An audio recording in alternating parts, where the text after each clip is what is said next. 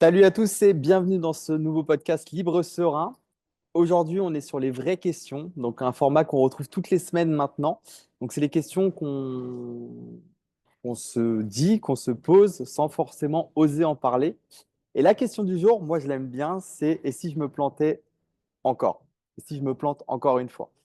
Pour mettre dans le contexte un petit peu, donc peut-être tu as déjà testé quelque chose, tu as déjà échoué une fois, tu as déjà échoué deux fois. Et tu es dans l'idée de retester, mais tu te dis, Hum, si je me plante encore une fois, ça va être comment? La perte de confiance en soi, comment je vais me sentir intérieurement, mon argent, toutes ces choses-là. Et ça, c'est plutôt le cerveau, je pense, qui nous protège. Parce que le cerveau, tu me diras, Léo, si j'ai raison ou pas, mais le cerveau, il va être plutôt dans un trip de... il préfère rester dans l'inconfort, mais du connu, que de tester un nouvel inconnu, je pense. Et, et du coup, la première question que j'aurais à te poser, Léo, j'attaque directement dans le vif du sujet. Pourquoi ce qu'on a fait dans le passé, ça impacte autant nos décisions d'aujourd'hui, tu Let's go. Ça va être ça va être un bon sujet.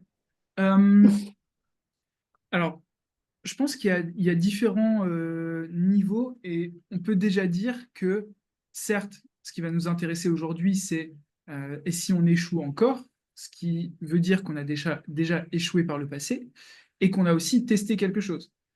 Il faut se dire que la plupart des gens ne testent rien. Ils vont vois. même pas faire le premier pas de s'engager dans quelque chose de nouveau, justement par peur d'échouer. Donc, c'est même pas une question d'échouer à nouveau, mais c'est une question d'avoir peur d'échouer tout court. Et ben, on l'a déjà abordé dans d'autres podcasts. C'est, comme tu l'as dit, notre cerveau qui nous protège, qui veut rester dans le connu. Et dès l'instant où on va dans un monde inconnu, bah, c'est s'exposer à des risques que ça ne fonctionne pas. Et donc, on n'a pas envie d'y aller forcément. Et on peut prendre des exemples tout bêtes. Enfin, on parlait juste avant le podcast, tu vois, de conduire, par exemple. Mm. La première fois que vous avez conduit, j'imagine que c'est quelque chose qui vous a fait peur. C'est pas une expérience qui est facile, surtout conduire. En France, on conduit une voiture manuelle. Il y a des choses à apprendre, il y a des choses à comprendre. Tu as la vie des gens aussi entre tes mains, tu as la tienne entre tes mains, tu as un véhicule qui vaut plusieurs milliers d'euros. Et du coup, il y a plein de peurs qui viennent s'installer et c'est assez difficile de commencer. Alors voilà, si tu réfléchis à la toute première leçon de conduite, tout est dans la voiture et Ouais, tout, ah, putain, j'étais mais en train d'y comment ça va penser, se passer? moi. Tu transpires de ouf et tu te dis, ouais, qu'est-ce que ça va donner? Euh, c'est la même chose quand on entreprend des choses nouvelles. Et donc, voilà, tout ça fait peur. Après, euh, redis-moi ta question, juste qu'on soit bien dedans. Pourquoi notre passé, en gros, pèse autant sur nos décisions d'aujourd'hui? Ah, c'est une très bonne question. Je pense que ça démarre bien le podcast. Euh, si au moment où vous allez démarrer un nouveau projet, vous avez une forte expérience d'avoir testé des choses et d'avoir échoué, vous n'aurez pas peur d'échouer à nouveau dans cette chose-là. Je pense que plus on cumule des expériences qui ont réussi ou pas réussi, plus on a de chances de tester des choses nouvelles. Voilà. À l'inverse, si vous êtes du genre à ne rien tester, et donc justement, la plupart des gens, nous on le voit avec l'Institut, les gens qu'on a au téléphone, les personnes qui sont les plus réticentes à démarrer, c'est celles qui sont dans un confort et des habitudes qu'ils ont depuis longtemps. Ils vont Mm. avoir beaucoup de mal à sortir de cette zone de confort parce que ça fait 20 ans qu'ils travaillent dans le même truc. Et donc là, changer radicalement, entre guillemets, même si on les aide à changer au fur et à mesure, ça va être très dur pour eux. Mm. Donc, pourquoi est-ce qu'on a autant cet effet-là lié à notre passé? Parce que nos expériences, c'est ce qui définit les nouvelles sensations qu'on va avoir, quoi. Donc, voilà. Plus on a eu Est-ce d'échecs, que- plus ce sera facile. Moins on en a eu, plus on va être réticent à aller vers l'échec, quoi. mais est-ce que tu penses que, tu vois, ça peut être des échecs bateaux. Je pense à l'école, des contrôles pas réussis, tu vois, des petits échecs comme ça où, je sais pas, moi je me rappelle quand j'ai commencé le karaté, tu vois, j'avais même pas eu ma ceinture jaune tellement j'étais nul. Bon, après, je l'avais eu, mais au début. Et tu vois, ça a joué quand même sur des trucs par la suite où je me suis dit, ah putain, fait chier, en gros, si je me relance dans ça, faut que je réussisse, j'ai pas réussi. Est-ce que tu penses que ces petits échecs, même personnels, je dirais, peuvent impacter aussi le fait de vouloir te lancer sur la partie professionnelle, par exemple sur un business en ligne ou quoi? Je ne sais pas si c'est autant lié parce que ça va pas être les mêmes conséquences ou Mm, les mêmes choses. En gros, tu as un échec au karaté, les personnes qui te voient, c'est uniquement les personnes qui sont présentes et c'est pas tes amis, tes proches, ta famille et les mm, conséquences ne vont pas être les mêmes. Si tu dis à tout le monde, bah, je démarre un business, nanana, tout le monde te dit trop bien et tout, super fier de toi, ça va être cool. Au bout de quelques mois, tu échoues et tu es obligé de dire à tout le monde, bah non, j'ai stoppé parce que ça n'a pas marché, etc. Cette sensation d'échec, elle est beaucoup plus profonde, beaucoup plus puissante, tu vois. Et il y a des gens qui peuvent baser toute leur vie et leurs actions sur des échecs qu'ils ont eus, que ce soit personnel, enfin, je veux dire par exemple, si tu as eu un divorce ou des choses comme ça, c'est des échecs personnels ressentis qui sont très forts et mm. au-dessus desquels ça va être dur de passer. Malgré tout, ça peut être aussi des éléments déclencheurs. Parce que nous, on voit beaucoup de personnes qui rejoignent l'Institut qui ont eu des changements dans leur vie forts, type divorce, type euh, se faire virer ou des choses comme ça, qui peuvent être perçus comme des échecs. Et je pense que ça leur enlève une certaine peur et leur permet de démarrer à nouveau. Mais après, c'est encore une fois une question de choix. Tu as des gens qui vont se faire virer et qui vont plus oser faire quoi que ce soit, et d'autres qui vont se dire, OK, de toute façon, c'est pas Opportunité. si grave que ça, opportunité, je vais tester quelque chose, tant qu'à faire. Mm. Euh, Ouais, Encore une fois, complètement. j'ai l'impression que je m'éloigne de tes questions au fur et à Non, non, mais mesure. c'est intéressant. Non, pas du tout. Tu es toujours dedans. Justement, comment différencier un échec d'une expérience formatrice? Hmm. Alors attends, je reviens au truc d'avant, mais et on va faire Vas-y, le pont je te avec ça. reposerai la question. Ok. Je pense que de la même manière où tu l'as fait avec le karaté, moi je l'ai fait avec le jiu-jitsu en démarrant en janvier, il faut pas y aller avec une idée qu'il faut réussir, tu vois. C'est pas Mm, un domaine dans lequel tu as besoin de réussir, même si tu as des intentions de bien faire, etc. C'est un domaine, par exemple le jiu-jitsu brésilien, où tu sais que, en gros, les 2 premières années, tu as à peu près une ceinture tous les 2 ans. 2 ans en y allant 3 fois par semaine, tu vois. Donc c'est quand même costaud. déjà Mm, costaud. Ce qui veut dire que tu as en gros la ceinture noire, qui est le truc à atteindre. C'est un peu ça l'objectif pour les gens, au bout de 10 à 12 ans. Donc c'est loin, tu c'est vois, dans le long. fait. Et les 2 premières années, quand tu es ceinture blanche avant d'être ceinture bleue, tout ce que tu dois faire, ton seul rôle, c'est survivre. Tu vois. T'es pas encore suffisamment entraîné et compétent pour tester des choses et être agressif et être compétitif, Mm, tu vois. Tout ce que tu vas devoir faire, c'est essayer de survivre aux personnes qui sont plus gradées que toi et qui, eux, vont t'attaquer et toi, tu es en mode conservation. Donc, tu sais qu'à chaque séance, tu vas perdre, entre guillemets, tu vas échouer à chaque fois que tu vas rencontrer quelqu'un et tu vas te prendre des soumissions et soumissions et soumissions pendant 2 ans, potentiellement. Une fois de temps en temps, tu vas soumettre quelqu'un avec un peu de chance, mais c'est pas le truc commun, tu vois. Donc, le fait d'accepter ça, ça te met aussi dans un état d'esprit où tu es confortable avec l'échec, tu vois. C'est pour ça que j'aime bien le jiu-jitsu pour ça, parce que mm, tu sais que même si ça fonctionne pas, tu as appris des choses. Et du coup, j'en viens à ta question suivante. Quand est-ce que mm, c'est formateur? Quand on tire des leçons des échecs qu'on a eus. Et c'est un truc qui manque à la majorité des gens, c'est qu'ils n'ont pas d'instrument de mesure quand ils prennent des actions. En fait, on fait tout un peu à l'arrache, tu vois. Je Ouais. démarre un business, je lance, ça fonctionne pas. Quels sont les éléments qui te disent que ça va pas fonctionner? Est-ce que toi, tu as appris des choses? Parce que si tu as appris des choses, ça a fonctionné dans un sens, tu vois. Ça t'a apporté de la valeur, euh, ça a changé peut-être ta direction, tu as compris que c'était pas ce que tu voulais faire, ou bien que c'est ce que tu voulais faire, mais peut-être pas dans le même cadre. Et Ouais. du moment que tu apprends des choses, tu t'as avancé, tu vois. Mm.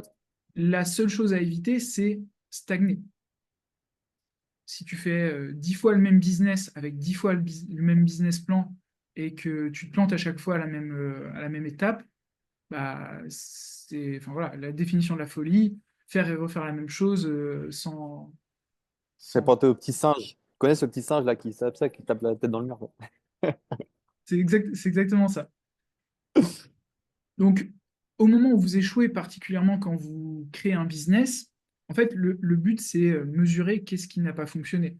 Et là, moi, je vois l'exemple avec le e-commerce. Quand quelqu'un lance un produit, par exemple, euh, c'est la même chose que quand vous démarrez en tant que setter-closer. Qu'est-ce qui fait que ça fonctionne? Qu'est-ce qu'on est censé mesurer? On va mesurer le nombre de ventes. Si on n'a pas encore de ventes, qu'est-ce qu'on va mesurer avant? Le nombre de visites sur la page de vente. Avant ça, c'est quoi? Le nombre de clics sur la publicité. Avant ça, c'est quoi? C'est le nombre de publicités qu'on a testées, et ainsi de suite. Et en gros, on peut retracer un peu les éléments qui ont posé problème. Et si on voit qu'on n'a pas eu suffisamment de clics, bah, c'est ce qui va indiquer qu'on n'a pas eu suffisamment de passages sur la page de vente, ni de vente. Donc on va essayer d'améliorer un des éléments pour voir s'il y a une différence, et ainsi de suite. Mm, mm, mm. Donc, chaque fois que vous testez quelque chose, vous devez en tirer des leçons pour bah, votre prochaine itération du même essai, en fait. C'est comme si, je sais pas, vous tirez à l'arc, vous tirez la première fois, vous mettez 2 mètres à gauche de la cible. Qu'est-ce que vous allez faire la fois d'après? Essayez de vous rapprocher du centre, tu vois. Ouais. Et peut-être que vous allez encore échouer, et encore échouer, et encore échouer avant d'y arriver. Et à chaque fois, vous allez ajuster votre mire, en gros, pour arriver au point central, quoi. C'est la même chose avec les échecs. Ouais, complètement. Et en plus, ce qu'il faut dire, c'est pas parce que tu réussis une fois que tu connaîtras plus d'échecs. Je pense que les échecs, c'est permanent. Enfin, surtout, tu sauras mieux dire que moi, mais surtout chez les entrepreneurs, je pense que c'est échec sur échec. Tu as des réussites, mais je pense que tu as plus souvent des échecs que des réussites. Quand tu regardes le nombre de startups qui se lancent ou quoi, tu as énormément de gens qui tombent pour peu qui Ouais, réussissent. tiens, je vais regarder rapidement le taux d'échec des entreprises. D'ailleurs, c'est un truc qui a l'air d'être beaucoup recherché. Je me rappelle, ma mère, elle finançait les restaurants quand elle était à la banque, tu sais, pour les gens qui se lancent en restaurant. Donc, Mhm. c'était beaucoup plus de gens qui mettaient la clé sous la porte au bout de 2 ou 3 ans que de gens qui gagnaient de l'argent avec leur restaurant, tu vois. Ouais. Oui, il y a une grande chance que ça échoue. Là, ils Mm. disent 25% échouent dans les 2 premières années, Mm. 40% dans les 5 premières années. Mais je pense que c'est plus haut que ça. Je pense que c'est plus haut que ça. Bon, après, c'est les statistiques de l'INSEE, donc je ne vais pas les contredire, mais Appelle-les. Appelle-les. 40% dans les 5 premières années, enfin voilà. Et là, c'est le business qui coule. Ouais, Donc, ouais. c'est encore différent. Ça veut dire que vous avez cumulé les échecs pour que le truc global ne fonctionne pas, tu vois. Mm, mm. Et vous avez tenu quand même 5 ans. Ouais. Mais Et c'est certain, vas-y, vas-y, vas-y. Non, non, vas-y, t'écoute. c'est certain que quand on est entrepreneur, il faut accepter les échecs parce que la plupart du temps, on va devoir tester des choses nouvelles, tu vois. C'est les entrepreneurs, la majorité du temps, qui innovent. Et donc, bah, ouais, vous allez tester des choses qui n'ont jamais été faites par le passé. Vous allez forcément avoir des échecs. Après, des fois, il suffit d'avoir une réussite pour compenser à 500 échecs, tu vois. Ouais. Donc, il faut aller trouver cette réussite. Je ne dis pas que vous allez avoir 500 échecs, mais peut-être que vous allez échouer sur les 2, 3 premiers projets, ce qui est tout à fait OK. Et peut-être que dans ces échecs, vous allez avoir des réussites aussi. Moi, je vois certains business que j'ai créés, je sais pas, peut-être que j'ai fait 10 000, 20 000, 30 000 euros, et après, je me suis dit, OK, c'est peut-être pas pour moi, c'est pas le truc aligné avec ce que j'ai vraiment envie de faire, je lâche le C'est autre projet, chose. et du coup, ça devient un échec. Mais pour autant, j'ai quand même gagné de l'argent dans le truc, j'ai impacté des gens, et il y a des choses qui ont fonctionné, Et tu vois. tu as appris des choses. Et j'ai appris des choses Donc, que j'ai c'était pu formateur. répercuter sur la fois suivante. Et là, tu vois, quand je démarre un nouveau business, comme j'ai déjà dit, ça va tellement vite. Enfin, tu vois, j'ai mon plan d'action qui est clair très vite. J'ai tous mes documents, etc., qui sont déjà faits. J'ai déjà les comptes. Enfin, j'ai plein de choses qui Ça sont va très prêtes vite, ouais. et qui me Mm. permettent d'être actif et d'aller plus vite au résultat, quoi. Ouais. Bah, le plus dur, c'est les premiers, du coup, alors. Comme Plus tu dur, dis, c'est les deux, trois premiers échecs que tu vas vivre, le fait de mettre en place, d'oublier des trucs, de continuer à te former en permanence et tout ça. il faut simplement pas les laisser être décisifs sur la suite des événements, tu vois. C'est pas parce que vous avez un échec qu'il faut que vous arrêtiez d'essayer. Ça me fait penser j'ai un très bon pote à mon père d'enfance. Pendant 15 ans, il a essayé de monter des boîtes, tu vois. Mais genre, il en a monté peut-être une par an. Mais genre, en fait, je pense qu'à chaque fois, il était jamais aligné avec ce qu'il faisait. Et le mec a fait fortune au bout de 15 ans comme quoi, tu vois, la métallurgie. Et c'est lui qui faisait, tu sais, tous les centres commerciaux, tous les carrefours et tout, le contour des portes qui ferment et qui ouvrent. Et- Ça. Tu vois, c'est bête. Mais Ouais, pendant pourquoi des pas. années, des années, des années, des années, il a charbonné sur plein de projets. Il n'y arrivait pas. Et en fait, c'est ce qui. Un jour, j'ai fait mon stage chez lui de troisième. Donc, je lui avais posé les questions et il m'avait dit, bah, en fait, au bout d'un moment, j'ai trouvé un truc qui m'a plu. Donc, c'était la métallurgie. Donc, c'est pas les panneaux qui le passionnaient, mais le côté métallurgie le passionnait. Et sauf qu'il avait eu tellement d'expérience auparavant qu'il a mis tout ça à profit et ça a réussi. Et en fait, c'est ce qu'il me disait, c'est qu'il faut jamais lâcher, il faut continuellement se former, parce que tu en apprends toujours. Et ça, implémenter, implémenter, échouer, implémenter, échouer, implémenter, échouer, tu vois. Et lui a réussi. Ouais, je pense qu'il faut être OK avec les échecs. Mm. C'est le simple truc. Et ne pas se laisser démoraliser, en fait, parce qu'on a eu un échec. Ouais. Je pense, un des trucs les plus durs. Bah, justement, je pense que ça va avec la prochaine question, c'est est-ce que tu penses que le problème, c'est l'échec ou ce qu'on croit que ça veut dire sur nous? Hmm. Ouais, c'est certainement ça. Après, ce que ça veut dire sur nous, ça peut être aussi ce qu'on se dit à nous-mêmes, tu vois. Mm. Comme tu l'as mentionné, euh, souvent on peut se sentir mal, perdre en confiance parce qu'on a échoué dans quelque chose. Et tout est lié au regard que les autres peuvent avoir sur nous. Je Mm. dirais même pas, tu vois, que les autres ont sur nous, mais peuvent avoir sur nous, parce que la plupart du temps, c'est pas vrai. Dites-vous que Ouais, les personnes complètement. auxquelles vous pensez quand vous avez un échec et vous vous dites, ah là, cette personne va me juger pour mon échec, eux sont concentrés à leurs propres échecs et à leur propre vie aussi. Et j'ai déjà mentionné, je crois, ce truc de Bernard Tapie, mais dans une interview, il dit euh, oui, oui, j'ai échoué, mais en même temps, c'est simple de faire comme vous. Vous faites que parler des gens qui font des choses, moi, je fais des choses. Et Mm. échouer, c'est le lot de ceux qui font des choses, tu vois. Mm. Et Ouais, complètement. c'est normal d'échouer quand on teste, en fait. Et en vrai, le vrai truc, moi, je trouve, c'est que par exemple, la personne qui teste des choses, qui échoue, elle se dit je vais être jugée et on me voit comme un débris un peu. Et au final, tu t'aperçois que souvent les gens, au contraire, ils sont hyper admiratifs de ce que tu fais, Ouais, on d'oser peut le te dire. lancer. Ouais, exactement, d'oser te lancer, de tester, de croire en tes projets. Et même si ça fonctionne pas, bah, tu t'aperçois qu'au final, bah ouais, ils ont ce côté admiratif. Mais toi, le fait d'échouer, je pense que intérieurement parlant, tu te dis putain, merde, on va me voir comme ça, on va me juger. Enfin, c'est complètement Et un petit faussé. rappel, vous serez jamais jugé ou tiré vers le bas, etc., par quelqu'un qui réussit mieux que vous. Tu vois, les gens qui réussissent mieux que vous, au contraire, vont vous dire, franchement, relance-toi, reteste, t'inquiète, ça va fonctionner, etc. Par contre, les gens qui sont en dessous de vous vont être là. ah, t'as pas réussi, tu vois, je te l'avais dit, etc. Parce que eux ne font rien. Vu qu'ils prennent aucun risque, c'est facile pour eux, tu vois, de juger les autres. Après, c'est des mentalités aussi. Euh, je ne sais pas si j'en ai déjà parlé, mais par exemple, en France, tu vois, la mentalité française, tu testes un business, dans la majeure partie des cas, tu testes un business, t'échoues, on va dire, ah bah tu vois, je te l'avais dit, ça fonctionne pas et tout ça. Aux États-Unis, je sais que mon pote américain, un jour, on en a parlé, il m'avait dit, aux États-Unis, tu lances un business, tu réussis du premier coup, c'est là où on te dit, bah t'as pas pris assez de risques, mon pote. Ouais. Genre, la Oui, mentalité, c'est que elle est c'était pas complètement assez différente. osé, quoi. Ouais, ça veut dire que c'était pas assez osé. La mentalité, elle est complètement différente.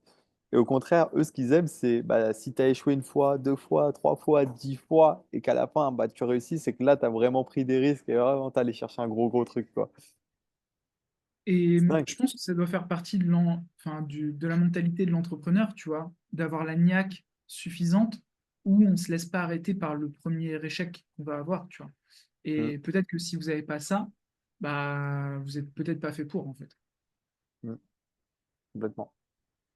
Tu vois, je pense que Musk, par exemple, si on prend le plus gros, bah, aujourd'hui, il en est où il en est parce qu'il prend des. Enfin, quand il s'est lancé, le mec avait une vision déjà énorme. Mais il a pris des, je pense, enfin, je n'ai pas ses comptes, j'ai pas tout ça, mais il a dû prendre des risques énormes dans sa vie, je Ah, pense. c'est assez simple. Il a créé d'abord PayPal. Enfin, c'était, je sais plus comment ça s'appelait, mais enfin bref, l'équivalent de L'équivalent, PayPal, voilà. qu'il a revendu. Il a pris genre 800 millions et de ça, il a mis dans 4 business ou 3 business jusqu'à ce qu'il ait zéro et qu'il soit obligé d'emprunter de l'argent pour vivre chez quelqu'un, tu vois. Donc, c'en était à ce point-là. Il a tout remis à 100% dans d'autres business, dont Tesla. Tesla qui a failli couler aussi à plusieurs reprises. Mm, SpaceX qui a failli couler aussi. Heureusement, il a eu un contrat avec la NASA, etc. Donc, échouer aussi, c'est un signe que vous prenez un risque qui peut avoir des conséquences positives ou négatives. Mais si ça fonctionne, c'est toujours ça le cas. Pareil pour l'investissement ou des choses comme ça.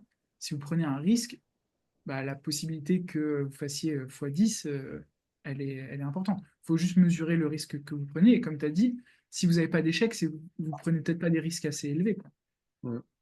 Et je pense après, ça dépend de la vision de la vie que tu as aussi. Euh, Si tu as une vision de vie où tu veux être pépère et parce que je pense que le fait de tester, d'oser et même d'échouer, ça te fait faire des projets, mine de rien. Donc ça te fait Mm. découvrir plein de trucs que forcément tu connais pas forcément. Ça te fait évoluer. Et du coup, ça rend quand même ta vie assez palpitante, tu vois. Si tu Ouais, c'est testes clair. rien, tu n'as aucun essai dans ta vie, bah, ça rend ta vie plutôt monotone. Après, il y en a qui sont complètement OK, mais nous, aujourd'hui, on parle à des gens qui, justement, veulent tester, tu vois, et qui osent peut-être pas se lancer. Donc, Sortir de la monotonie. Un truc qu'il faut penser aussi, c'est que la plupart des gens, tu vois, suivent une trame de vie où ils sont dirigés par tout ce qui les entoure, tu vois. ouais. C'est-à-dire, on a aussi fait un podcast sur ça, mais ils ont une vie où ils ont un travail, où ils travaillent 40 heures par semaine, 35 heures par semaine. En dehors du travail, ils font les choses qu'ils ont à faire, c'est-à-dire leur ménage, s'occuper des enfants.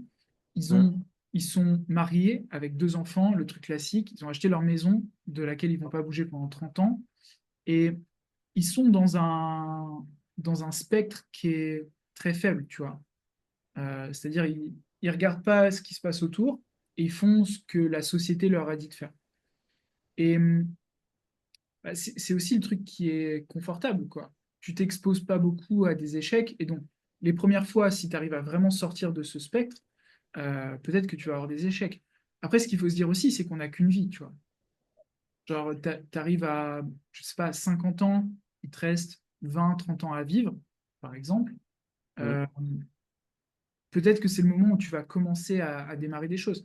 Il y a beaucoup de gens aussi qui se disent, ouais, j'ai 50 ans, c'est trop tard pour démarrer ça, tu vois. Que ce soit un certain sport, que ce soit entreprendre et autres.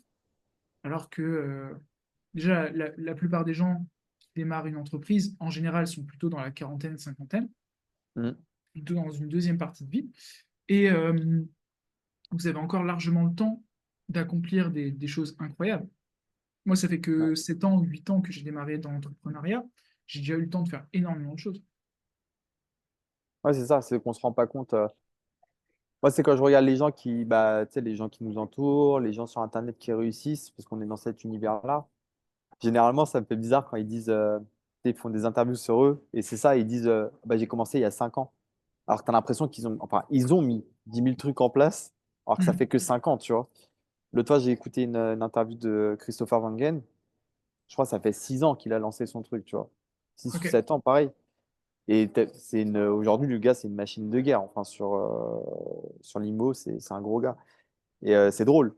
Tu te dis, putain, en fait, tu as, le temps de mettre trop de trucs en plus. Faut avoir un focus sur ça et faut pas avoir peur d'échouer. Ouais. Euh, je continue sur les questions.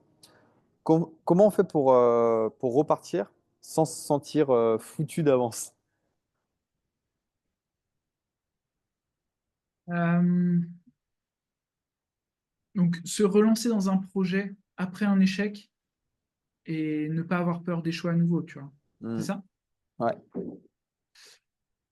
Je pense qu'il faut planifier au maximum ce qui peut poser problème. Parce que souvent, les échecs sont dus à des blind spots, tu vois, on dirait en anglais, des choses que vous n'aviez enfin, pas visualisées à l'avance. Pas Tandis anticiper, que, ouais. ouais, pas anticipées. Tandis que si vous savez que les choses qui peuvent échouer, c'est ça, ça et ça, bah, vous pouvez les anticiper bien mieux. Et de toute façon, pour une entreprise, la seule chose qui peut causer un échec, c'est qu'il n'y ait plus d'argent dans le business. Parce que tu vois, tant qu'il y a de l'argent dans le business, vous pouvez continuer à faire tourner le truc. Hmm. Dès l'instant où il n'y en a plus, ça échoue. Donc, avoir suffisamment de réserves ou ne pas avoir besoin de l'argent que le business génère quand vous allez démarrer, c'est une aide qui est très forte. Si vous êtes déjà en galère financière quand vous démarrez, c'est forcément plus voué à l'échec parce que vous allez être obligé de prendre des décisions qui vous mènent à avoir des résultats rapides. Ouais.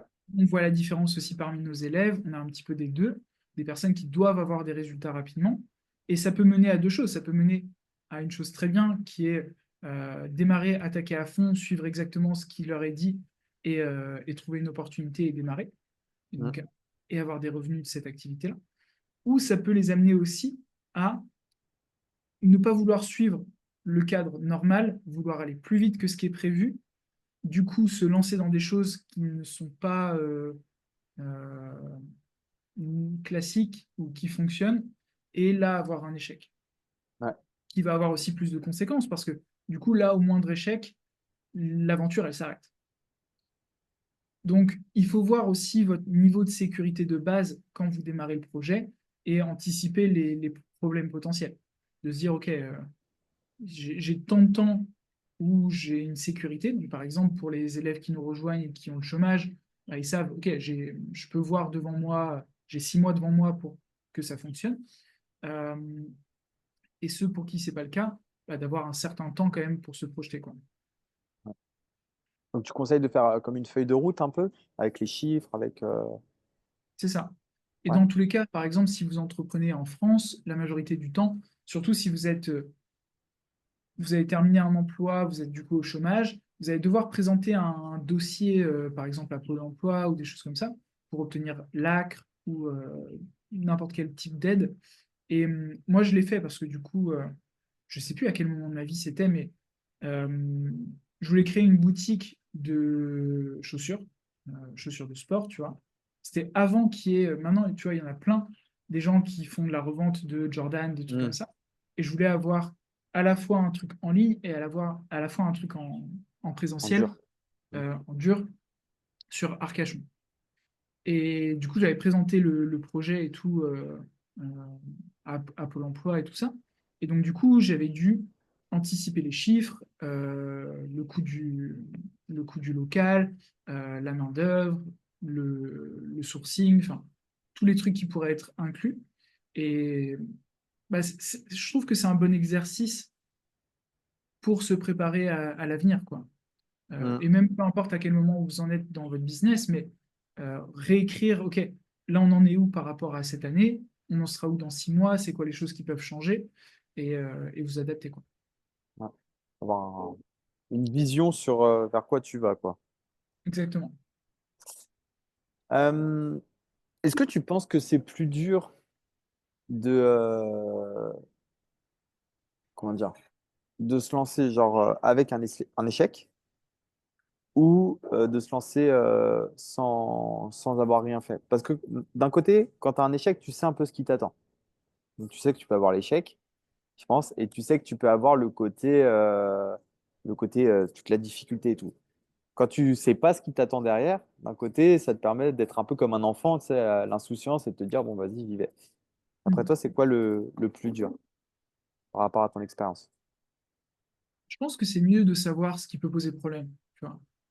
D'être capable d'anticiper et d'avoir déjà vécu des choses similaires. Euh, Parce que c'est pareil pour les échecs et donc les leçons qu'on en tire, c'est beaucoup plus facile de les voir venir, parce qu'on sait ce qui va poser problème, tu vois, et comment y réagir. Parce que avant qu'on ait un véritable échec, qui voudrait dire en gros arriver à Ciao. zéro, Mhm. euh, on peut prendre des décisions et changer des choses avant que ça foire vraiment, tu vois. Donc au fur et à mesure où on a des échecs, bah, c'est plus facile de les anticiper, quoi. J'aime Justement, bien le principe de partir en mode réfléchir comme un enfant et quand il y a quelque chose qui arrive, là, on s'en occupe. C'est peut-être une mentalité où on est plus aventurier, tu vois. Et je pense que ça peut aussi fonctionner. Se baser aussi sur les échecs des autres, ça, je pense que c'est un bon moyen de le faire. Plutôt que de partir à fond dans un sens sans trop réfléchir, je sais pas, admettons que vous voulez créer une marque de sport, une marque de vêtements de sport, tu vois. Lisez au moins la biographie de euh, de Phil Nike. Knight, euh, de, Ouais. de Phil Knight, Du mec ouais, Catherine. exactement. Et peut-être celle que vous pouvez trouver sur d'autres trucs. Si vous voulez créer un grand magasin, lisez la biographie de Sam Walton. Euh, Mm. c'est c'est logique en fait de se référer aux erreurs du passé pour anticiper celles que vous pourriez faire, quoi. Ouais. Bah, complètement. Comme on dit, c'est de ne pas réinventer la roue, de créer ton truc à toi, mais ouais, d'utiliser les échecs pour le coup des autres pour pouvoir, toi, éviter. C'est comme avoir un mentor, en fait. C'est un peu la même C'est chose, parce exactement que ça. ouais, avoir un mentor, c'est ça, c'est qui t'aide à éviter les difficultés. Attends, je Euh, vais essayer de trouver juste la phrase parce que il y a quelqu'un qui a dit ça et je me rappelle plus qui c'est. Une métaphore attribuée à Bernard de Chartres. Euh, En gros, qu'on est sur les épaules des géants. Je sais pas si ça te dit quelque chose. non. Euh, que tout ce qu'on est capable d'accomplir aujourd'hui est grâce aux personnes qui ont testé des choses avant nous, tu vois. Mhm. Et donc, du coup, qu'on se repose sur les épaules des géants, tu vois, sur leurs échecs, sur Ouais, leurs tests, etc. Et que du coup, on va beaucoup plus vite, quoi. ouais, complètement. Bah, tu sais, ça me fait penser un peu, si on réfléchit, quand il n'y avait pas Internet, du coup, les entrepreneurs lisaient les livres, tous les livres qu'on connaît du business. Mm. Maintenant, les entrepreneurs, ils ont lu tous les livres du business, ils le mettent en action sur les réseaux, etc. Donc, ils partagent aussi leur savoir, ils font leur truc. Tu vois, c'est un peu en escalade comme ça. C'est un autre moyen de communication, mais moi, je trouve ça génial. Par exemple, les réseaux, le fait qu'il y ait autant d'entrepreneurs qui se lancent, qui partagent aussi leur. Alors, oui, il y en a, c'est sûr, c'est pour monter des business et tout, mais d'un côté, tu as tellement de. Enfin, tu peux tellement réussir assez facilement quand même aujourd'hui, un minimum en tout cas, pour gagner au moins ce que tu gagnes avec ton CDI, tu vois. C'est dur de pas gagner au moins ça.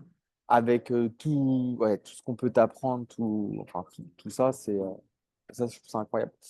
Euh, c'est quoi la plus grosse leçon, toi, que tu as appris de tes échecs, d'un de tes échecs?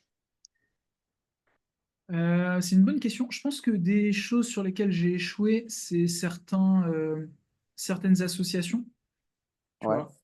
donc de bien choisir les gens avec qui on travaille par rapport à nos compétences, à notre mentalité ou notre vision, etc. Et donc, du coup, de s'assurer que tout le monde a la même vision dans le business.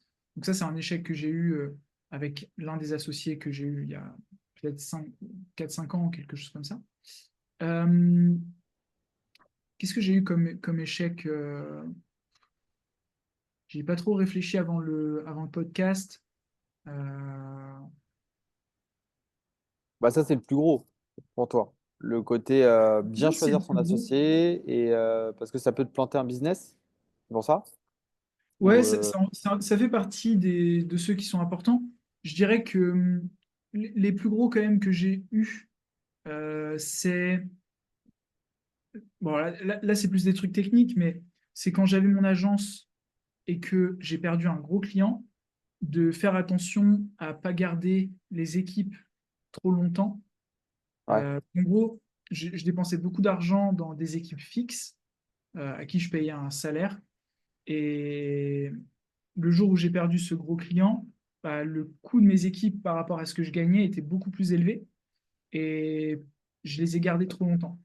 t'as bouffé la trésorerie du coup.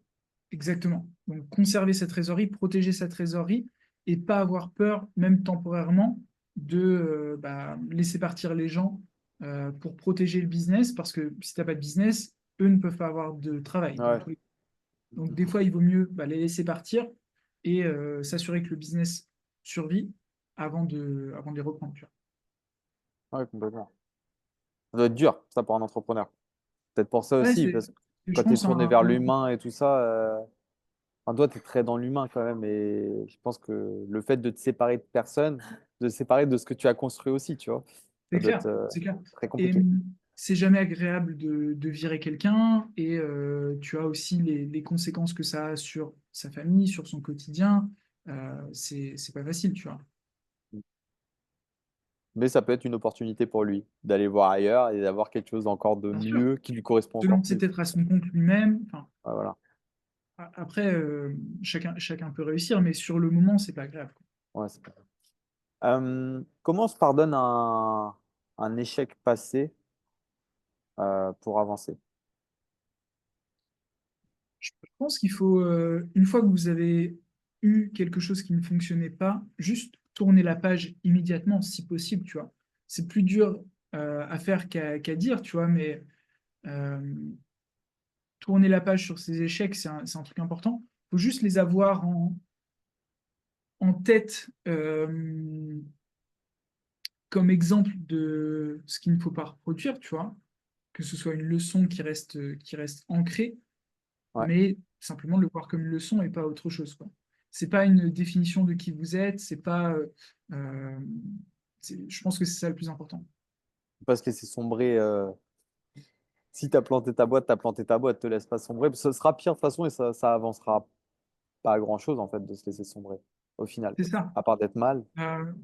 Et une entreprise ne vous définit pas vous, en fait. Ouais, C'est pas important. parce qu'une entreprise a échoué que vous êtes une mauvaise personne ou que personne vous aime ou que, tu vois. Mm. Euh, et même ça, c'est un truc que certains entrepreneurs peuvent vivre au quotidien, mais quand tu as des échecs, même temporaires, tu vois, quand il y a quelque chose qui marche pas, etc., on peut avoir vite fait de ne pas se sentir bien, euh, et même que ça ait des conséquences sur les gens qu'on a autour de nous, parce qu'on peut être aigri, on peut être renfermé, etc. Alors que c'est vraiment deux choses différentes. Alors c'est beaucoup plus facile, tu vois, quand on est employé, tu fais ta journée, s'il s'est passé un truc pourri, tu as une journée de merde, bah tu termines le taf, d'un seul coup, tu reviens à toi-même, tu vois, Ouais. parce que tu n'as pas vraiment de conséquences. Mais quand c'est ton business, il y a beaucoup de gens qui appellent leur business comme leur bébé, tu vois, ou leur, ouais, c'est leur projet, tu vois. Ils l'associent à leurs valeurs et à eux. Donc là, c'est dur. Quand il y a un échec sur son propre business, euh, les gens ont beaucoup plus de mal à s'en remettre et ça peut avoir des conséquences sur ce qui vous entoure, les gens qui vous entourent. Ouais, complètement. Est-ce que tu penses que les personnes qui réussissent le plus aujourd'hui, c'est les personnes qui ont échoué le plus? c'est certain. Parce que c'est celle qui teste le plus de choses, tu vois. Et échouer, ça signifie que vous avez essayé. Et donc, si vous avez essayé beaucoup de fois, vous avez forcément plus d'échecs que quelqu'un qui n'essaie rien. Donc, plus vous avez d'échecs, plus vous avez testé des choses. Et tu vois, je sais pas si tu vois l'exemple de Dyson, mais je crois ils ont fait plus de 5000 prototypes avant d'avoir le premier Dyson, tu vois. Vraiment, Maintenant, c'est des génies en vrai. ils sont trop Ouais, forts. ils sont trop forts. Ils sont trop forts. Euh, mais parce qu'il y avait rien de similaire avant eux, et donc forcément, ils ont dû échouer des centaines de fois, voire des milliers de fois avant que ça fonctionne. Même principe pour Edison, tu vois, euh, je sais plus, qui a testé 10 000 trucs avant d'avoir le euh, light bulb, tu vois. Donc, échouer, ça fait partie du chemin, et quelqu'un, pour avoir les plus gros succès possibles, il faut avoir des gros échecs. Alors, il y a des personnes qui n'échouent pas, ou en tout cas, on ne les voit pas échouer, mais ça ne veut pas dire qu'ils n'ont pas vraiment d'échecs, tu vois. Je sais pas comment dire. Par exemple, enfin, on peut prendre Elon Musk, on ne voit pas de gros échecs actuels, tu vois. Enfin, enfin, c'est ça qui est terrible à dire. On a l'impression qu'on ne voit pas les échecs, mais par exemple pour SpaceX, le nombre de fois ils ont lancé des fusées qui sont censées revenir et se reposer Ouais. et qui ont foiré, il y en a eu plein, tu vois. Hmm. Et à chaque échec, c'était peut-être 100 millions de dollars, tu vois. Ouais, Genre, tu te dis, OK, si on échoue encore une fois, c'est le mort. business est mort. Ouais. Parce que c'est encore 100 millions et on ne pourra pas le faire deux fois, tu vois. Hmm. Donc, ouais, on est entouré d'échecs, qu'on les voit ou qu'on les voit pas. Et en général, on a tendance à voir plutôt les choses positives que les échecs, quoi. Moi, je pense que, tu vois, si on prend, je pense que ça dépend de la grosseur du truc. Tu vois, si on prend Musk, par exemple, la plupart des gens, ils vont dire, ouais, lui, tout lui réussit, il n'a pas d'échecs. Mais comme tu dis, en vrai, il en connaît, je pense, quotidiennement Ouais, des échecs. Mais sauf que oui, c'est tellement c'est ça. énorme que nous, ça nous paraît pas un échec. On se dit, putain, le mec, il a envoyé, bon, ça a foiré, mais il l'a quand Mm. même fait, tu vois. Mais en vrai, non, ça a foiré, ça n'a pas réussi. Comme tu as dit tout à l'heure, Tesla, ça On a ne les failli voit se pas, en péter fait. la gueule plusieurs fois, tu vois. Ouais, voilà. On ne voit Donc, pas les échecs en interne, tu vois, de choses qui testent et qui finalement ne voient jamais le jour. je pense que la C'est ça qui recherche et fait développement beaucoup chez de lui, ça. ça doit coûter Ah ouais. extrêmement cher et ils doivent ouais, échouer beaucoup, beaucoup de fois. Mais en même temps, c'est en faisant. Je pense que tu es obligé d'échouer. Il n'y a aucun produit que tu sors aujourd'hui, euh, si tu le Ça va crées être fait toi-même et tout tous les ça, coups. ouais, c'est impossible. Enfin, je pense que c'est impossible. Justement, ça serait quoi ton conseil, si on peut finir sur ça, ça serait quoi ton conseil numéro un pour quelqu'un qui serait vraiment dans la grosse peur d'échouer ou d'échouer encore une fois, tu vois, peu importe. Je sais pas si tu as deux conseils ou un conseil, suivant les personnes, qu'est-ce que tu leur dirais? Ouais. Comme on l'a dit, l'échec, c'est pas une définition de qui vous êtes. Donc, faut pas avoir peur d'échouer. Mhm. Échouer, ça veut dire que vous avez essayé, donc que vous avez des chances de réussir, parce que c'est en essayant que vous allez réussir. Et c'est pas, la plupart des échecs ne sont pas définitifs, tu vois. Mhm. Ça peut être temporaire avant que vous ayez vraiment votre truc qui fonctionne.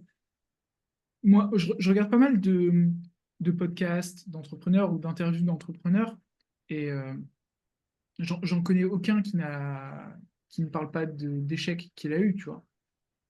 Ça fait partie du quotidien d'un entrepreneur, il faut être OK avec ça. Encore une fois, si vous avez aujourd'hui trop peur d'échouer, l'entrepreneuriat n'est peut-être pas fait pour vous. Euh, et je trouve que c'est un bon truc à faire, mais aller échouer dans autre chose où il y a peut-être moins de risques, vous vous familiarisez avec les échecs Mhm. et le fait de perdre. Et ça peut être justement jouer aux échecs, pourquoi pas, tu vois. Mhm. Euh, Parce qu'au final, quand tu débutes, tu es nul. Donc tu vas te faire battre tout le temps. Ça va te donner un certain niveau. Et là, une fois que tu en es à ce niveau-là, bah, tu comprends que pour gagner, il faut que tu apprennes, il faut que tu montes en compétences, il faut que tu anticipes les choses de l'adversaire. Je sais pas, tu te retrouves tout le temps confronté à une certaine ouverture aux échecs et tu n'as pas de plan pour le contrer, bah, tu vas perdre à chaque fois. Donc une Mhm. fois que tu te prends un truc et tu dis, waouh, ok, je suis tombé dans le panneau, bah, il faut que tu trouves un moyen de contrer ça. Et ça va être la même chose dans la vraie vie. Donc, je trouve qu'il y a des moyens dans le sport ou dans certaines activités d'avoir des échecs qui n'ont pas trop de conséquences avant de se lancer sur des plus gros trucs, quoi. Ouais, complètement. Ça me fait penser, je sais pas si tu connais YFC, c'est Ibra TV là, qui a Ouais. ça. Et parfois, je regarde quelques vidéos. Et l'autre fois, j'ai regardé une vidéo d'un combattant. Euh, il s'est fait défoncer sur 6 épisodes. Et le mec, il a dit, je reviendrai jusqu'à temps que je gagne mon premier combat. Et tu vois, c'est au bout Ok. du sixième, il se faisait vraiment défoncer à chaque fois. Mais au bout du sixième, il a gagné, tu vois. Hmm. Et je me suis dit, bah, lui, c'est quelqu'un qui persévère, qui n'a pas peur d'échouer. Il est venu, il est revenu, et sachant que là, c'est des trucs durs quand même, tu te prends des grosses mandales. Mais, euh, mais c'est ça, c'est qu'en fait, il ne faut pas lâcher, il ne faut pas avoir peur de l'échec. Et Tu l'échec es fait obligé partie d'échouer avant du de jeu. réussir, tu vois. Mm. Enfin, globalement, là, moi, par exemple, en m'entraînant, je suis en train de m'entraîner à faire un muscle-up aux anneaux. Ok. Donc, c'est faire une traction, puis faire un dips avec les anneaux de gymnastique. Et c'est très dur, tu vois, surtout que je le fais de manière stricte. Euh, Tous les jours, j'essaye et tous les jours, je foire. Mais si je le fais pas des milliers de fois ou des centaines de fois au moins avant Mm. probablement des milliers d'ailleurs, avant d'y arriver, alors je m'entraîne sur la partie négative, donc je m'entraîne sur la partie traction, je m'entraîne sur la partie dips, je m'entraîne sur la partie transition de l'un à l'autre. Et pour l'instant, je n'arrive pas à le faire en une fois, et c'est normal parce que c'est difficile. Et tout ce qui est difficile mérite, tu vois, de passer par des échecs avant de l'atteindre. C'est normal. Et si vous le faisiez du premier coup, vous ressentiriez pas le mérite Non, de, tu vois, d'accomplir quelque chose. ouais, Euh, complètement. Pareil, c'est le premier jour où vous allez aller courir, vous n'allez pas faire un marathon. Vous n'allez pas faire un ultra trail de 100 km. Vous allez peut-être faire 3 à 5 km. Vous dire, OK, mes jambes sont bien lourdes déjà. Je vais C'est voir dur. avant de faire une plus longue distance, tu vois. Bah oui, complètement. Mais en fait, on en vit tous chaque jour des échecs. Ouais. Si tu regardes bien, on en vit tous chaque jour des échecs. Et si je fais le parallèle avec les boîtes, tu vois, une boîte qui grossit, elle met des trucs en place, ok, tout fonctionne, elle est rentable partout. Elle pourrait se dire, bon, bah, je reste là. Bah non, tu vois, elle va aller tester des trucs en plus. Je pense à, hier, j'ai parlé de Blablacar, tu vois. Blablacar, quand ils ont créé tout ça, ok, ça fonctionnait. Bah, ils auraient pu s'arrêter là et dire, bon, bah, on garde que ce système-là. Bah non, ils ont dit, bah, on va mettre les bus en place, on va mettre ci en place, on va mettre ça en place, quitte à se planter, tu vois. Mais au final, c'est Mm. ça, c'est l'échec fait partie du chemin, je pense, et ouais, du chemin complètement. Donc, faut l'accepter, faut. Ça fait partie du jeu. Ouais. Faut tester des choses. Donc, n'ayez pas peur de l'échec et, euh, et lancez-vous. En fait, c'est ça. Et Ah, lancez-vous. et Lancez-vous. lancez-vous. Lancez-vous et dites-nous dans les commentaires si vous avez peur, vous, d'échouer. Sur quoi vous avez peur d'échouer? Peut-être intéressant. Et, euh, et on y répondra avec grand plaisir. Est-ce que tu veux finir sur un petit mot de la fin, Léo, avant le prochain podcast? Ouais, je pense que l'échec, c'est pas la ligne d'arrivée, tu vois. C'est, il va y avoir des échecs, cumuler, cumuler, cumuler, cumuler. À chaque fois, c'est tomber, se relever, tomber, se relever, tomber, se relever, apprendre des choses à chaque fois. Et, euh, et donc, du coup, un jour passer la ligne d'arrivée. Encore une fois, s'il y en a une, parce qu'il Ouais, faut vous rappeler aussi qu'il n'y a pas vraiment de ligne d'arrivée, en fait. Tu peux très bien aussi avoir un business qui fonctionne parfaitement pendant 30 ans et juste au moment où tu te dis ouais, c'est bon, j'ai fait ce que j'avais à faire, le truc échoue, tu vois. On ouais. peut pas ça. Il faut On être l'a OK vu avec le Covid. On l'a vu avec le Covid. avec le Covid, tu vois. Si tu n'étais pas préparé, si t'avais pas les fonds nécessaires, la C'est mort. trésorerie nécessaire, ton business peut couler du jour au lendemain. Complètement. Bon, bah encore hyper intéressant. passé super vite. Merci beaucoup et on se retrouve demain pour un nouveau podcast. Yes, ciao tout le monde. Ciao!